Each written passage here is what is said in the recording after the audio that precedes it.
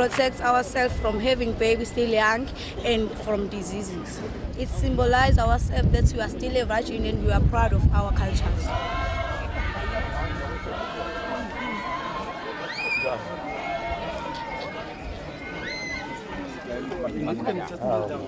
It turned up to be a weapon for the HIV/AIDS because the king preaches purity, no man until you get married. So in that way, the girls are safe from infectious diseases, from premature pregnancy and all other social ills.